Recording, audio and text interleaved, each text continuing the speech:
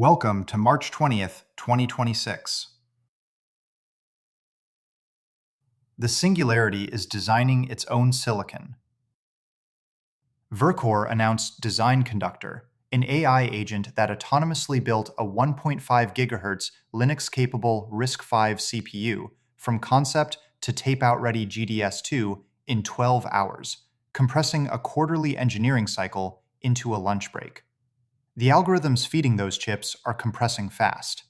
Q, a research lab pursuing a practical approximation of Solomonoff induction, achieved 10 times data efficiency improvements on NanoGPT slow run, using an ensemble of 1.8 billion parameter models to match what standard training requires 1 billion tokens to accomplish.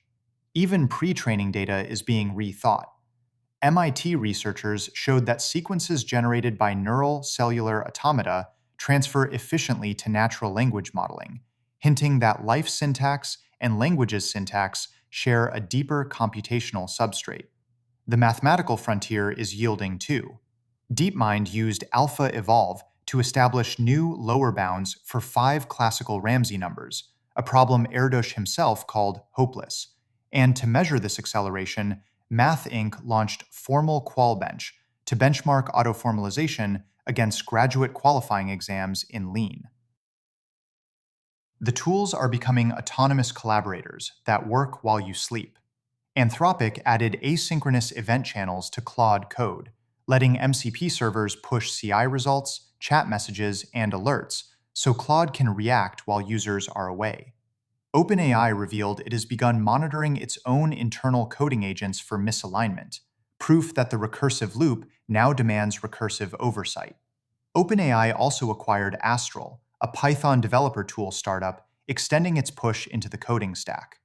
Moving up the stack, Google introduced Vibe Design with Stitch, an AI-native canvas that turns natural language into high-fidelity UI, promptly cratering Figma's stock by 8%. Meta is cutting third-party content moderators in favor of AI systems, while simultaneously abandoning the metaverse, leaving VR on life support as the company pivots fully to intelligence. The superintelligence demand signal is global, and the supply chain is following. Anthropic surveyed 81,000 people across 159 countries in 70 languages, possibly the largest multilingual qualitative study ever, finding the top desire for AI is professional excellence at 18.8%, followed by personal transformation and life management.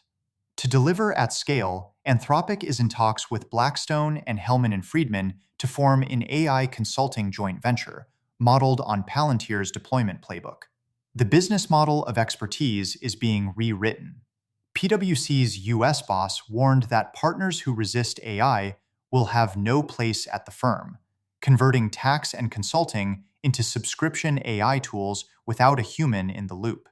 G42 in Abu Dhabi posted a job exclusively for AI agents, with human applications explicitly rejected.